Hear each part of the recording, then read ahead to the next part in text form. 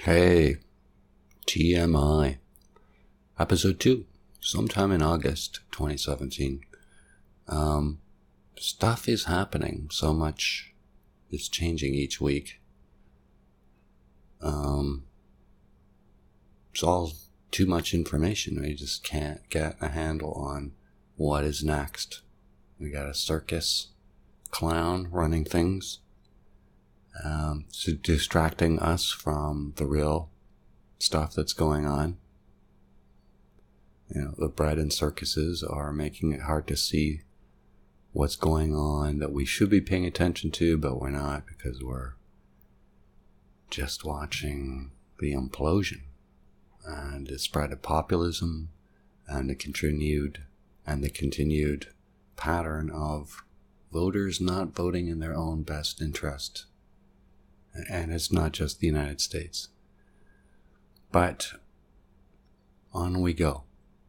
Trying to make sense of it, trying to see if there's a laugh.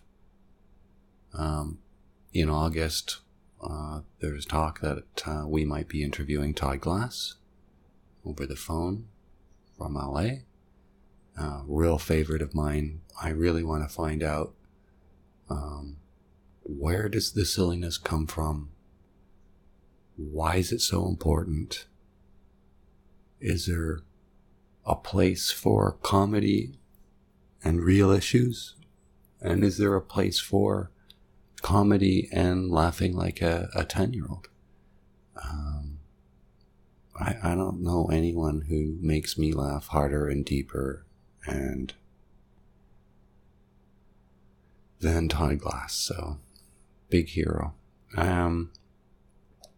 Anyway, this is an awkward cold opening, but episode 2. It's not a long one. And hope you enjoy. We'll be hearing from Ian in Ottawa, a little snippet from an ex-girlfriend, and alright, there you go.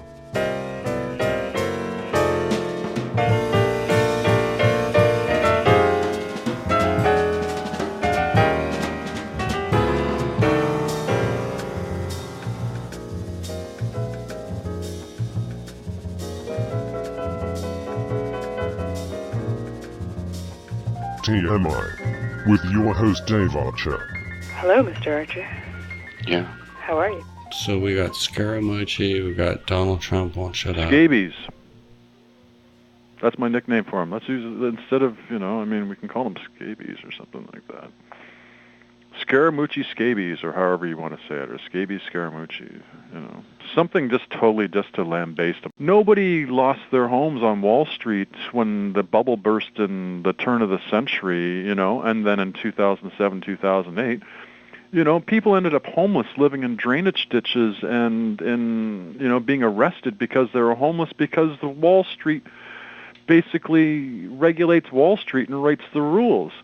So scumbags like this dirtbag, poor excuse for a human being, ends up in the White House?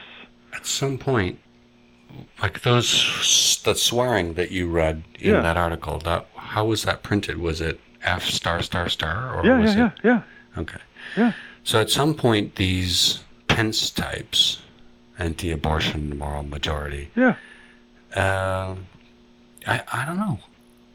The thing about mass movements is they can move both ways. Oh, most definitely. Like, there's as much chance that this whole thing could just turn real sour for him all overnight. Oh, yeah. This is I'm just wondering when that's going to be, because every week, the last nail in the coffin, this is what I said last week, every week another nail's been put in the coffin, and we're out of wood now. It's just a pile of nails. Oh, yeah. And nothing seems to stick on the Teflon Don. Oh, wait. It's going to get better. I don't know what new low it can sink to, but, 100 years from now, they're going to be teaching this in politics 101, American you walked politics. down my line, Teflon Don. That came from somewhere. That's from the 70-some movie. Yeah, that came from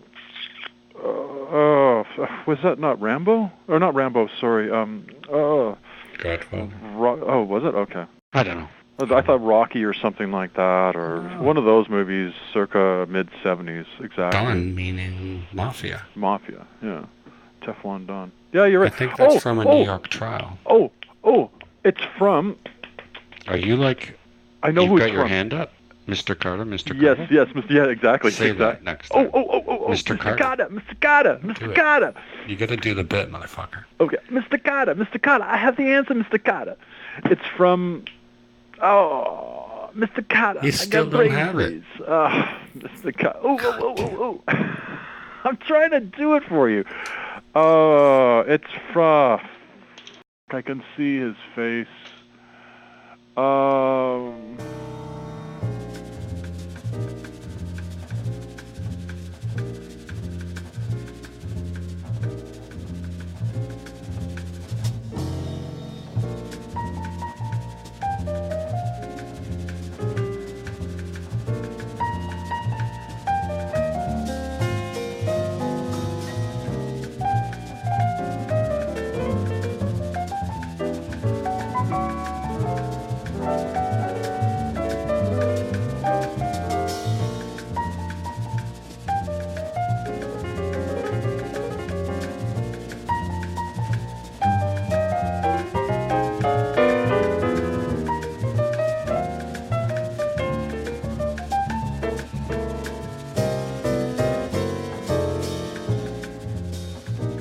Guy crossing busy traffic, no shirt on, carrying an ironing board. Yeah. This commercial break has been brought to you by Starbucks and President's Choice Dark Roast Coffee. Download the app. Hey. Imagine getting sponsored by Starbucks. Oh, that would be very cool. That'd be very, very cool. Yeah, we don't need to pay us, just in product. Thank you very much. I'd be quite happy. We won't have you do the negotiating. No. Yeah, you do the negotiation. That's all you, baby. That's Kramer, right? Yeah. The free KFC. For life. For life. Which is going to be substantially reduced. For them, it's a write-off, right? But for us, it's like, wahoo! Taj Mahal. There's just so many things that have happened this week. It's just so, oh my God. From Trump and the Boy Scouts to the firing of that guy, the chief of staff, to the Homeland Security guy going from Homeland Security to chief of staff of the White House, to Scaramucci. Scabies guy taking over and going absolutely nuts on that interview on that. Now, I didn't see that. Oh, I can. Let me help you. You can't, because you can't email me a link. So. No, I can't. But what I can do is I can give you my best voice. From Friday's Toronto Star, trash-talking Trump aide rails against staff rivals. Sean Spicer endured all manner of humiliation as Donald Trump's press secretary. But when Trump hired Anthony Scaramucci on Friday, Spicer quit immediately. Now we know why. Really? Scaramucci, the fast-talking financier Trump appointed last week as communications director, insulted two of his top administration colleagues in a shockingly vulgar Wednesday interview that exposed deep internal divisions and raised questions about his judgment, temperament, and basic competence. Trump himself has made a sport of violating traditional standards of political speech. But Scaramucci's choice of words while speaking to a New York journalist was next-level astonishing. The White House equivalent of the new kid in school standing on the cafeteria table and shouting slurs at the senior class. Trump's team of political novices is known for vicious infighting, the president is said to enjoy and encourage. Its battles, however, are usually conducted between the scenes via anonymous quotes. There is no modern precedent for the president's chief communicator lambasting his colleagues on the record, especially in such lewd terms. So things are not getting better. Oh, Oh, hell no. There's talk now of Trump firing Mueller and, like you said before, Sessions, and the Republicans are saying if you do that, you can basically start kissing, this presidency goodbye, and everything is just going to implode. But as of Monday is the last day the Congress and the Senate are sitting for the summer, and they're off for the month of August. So God knows what's going to happen between now and then. And now... Well, some of us were looking forward to those hearings on... I thought that would be Tuesday. The Senate was going to hear Kushner, and I think also the Congress Intelligence Committee, and then they, over the weekend or by Friday of last week, had switched it to in camera. Okay, yeah, I remember that, yeah. So we didn't get that, but then the failure of the healthcare bill towards the end of the week is another kind of signal that the public is not going along with his agenda. Because I don't trust congressmen and senators to, on their own, go against Trump's killing of Obama care. Mm-hmm. I think it's that they've been getting lots of calls from people who have been thinking that Obamacare was a step towards I'm pretty sure that's what it is. Free government health care to prevent families from going bankrupt when they get some medical bad news. It's just as simple as that. Yeah. It's a civilized nation that puts people ahead of corporations, so that ain't happening. Yeah, well, civilized. But his continuing, originally, right, it was... Because this is the third time they've tried to pass the Republican revision of Obamacare. And the first time it was a big test of the influence of the president. And the next time they said, let's not popularize this vote and we'll do it all secret. That really didn't work out. And now this third time towards the end of this week, I think 3 strikes and you're out. He's a lame duck president in his first term. Oh, yeah. Well, totally. How many people has he fired now? And they're threatening to go after all the entire White House staff and just firing everybody? Aren't there a bunch of posts that still aren't filled yet? Oh, yeah. And is this because proper people won't climb aboard? Well, as I've heard some pundits and commentators say in the last 24 to 48 hours, that slowly the Republican Party people that were in the White House, in the West Wing, are being replaced by Trump's family, and people who are willing, like this scabies guy, saying, "Hey, I love Trump. I love Trump," blowing kisses at Trump, and that he's. I thought Ann Coulter would have got a position of import. Wait. The day's not over. The weekend's not over. And shouldn't this Kellyanne be just disbarred? Oh, yeah. She's White House counsel. Doesn't that mean she's the lawyer? Yeah.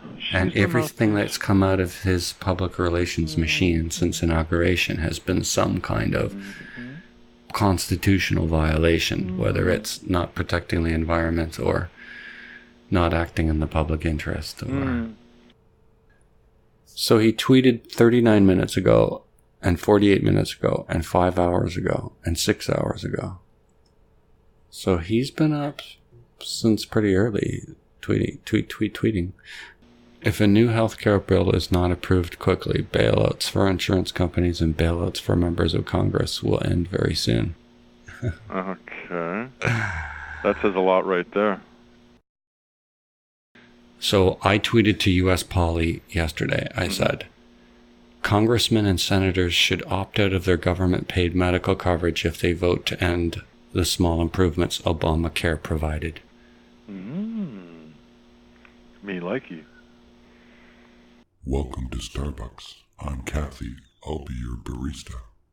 Out my window there's all these construction cranes, and now there's Christmas lights on it. Yeah, they don't usually put them on until Christmas, though. It's a bit weird. What's next, making the crane look like a crane? Oh, yeah, that'd be cool. A big paper crane. No wonder they're always collapsing. They're made of paper. Some sort of good news this week. Westinghouse going bankrupt, bringing down Toshiba, causing Toshiba, its owner, to sell some of its memory chip divisions. The good news is that the 2 new nuclear reactors being built at VC Summer in South Carolina are inventions of Westinghouse, its AP1000 reactor, which has really never been tested full scale in a field accident. After no one in their right mind would possibly ever invest in nuclear, they figured out how to extort investment from ratepayers in advance. The project, every couple months, is delayed by another year, and a couple more $1 billion seems to be added onto the price tag. Has now gotten so ridiculously expensive, and with complications of Westinghouse's bankruptcy, halfway through the project now, wasting all the ratepayers' investment, they've canceled those reactors. A lot of people are hoping the same economics will close the other 2 reactors being built at Vogtle in Georgia. This is a lot like the Hinkley C in Britain, where even British government wouldn't invest in its own nuclear plants, so they got China and Russia to invest. Those reactor builds are the same thing. It's recalculated every year or so that it'll open another year later and cost another $1 or $2 billion more than they said the last time they upped the price tag.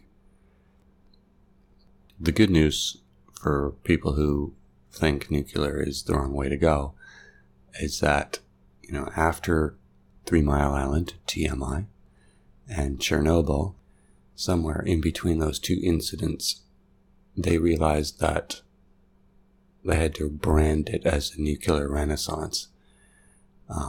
These 3 plant sites, Hinkley, Vogtle, and VC Summer, represent this nuclear renaissance. Now they're saying the Hinkley C may cost as much as $50 billion. At $24 billion for the 2 reactors, it was supposed to be the most expensive thing ever built by human beings. You can imagine what that does to the cost of the electricity. Anyway, wind and solar are outpacing nuclear by bounds. Wind and solar potentially employ 17 times more people than nuclear and fossil fuels. It's more like the lead industry, or PCBs, or asbestos, or steam, or horse and carriage. We tried it. 7 years later, fundamental flaws remain. It's just not practical. So that's a bit of a news roundup on Trump, a small bit of nuclear information. This week, Mark Maron interviewed Al Gore. That was a great episode. Email thearcher@twxnet.com. On Twitter as @thatarcher. And we'll see you next week.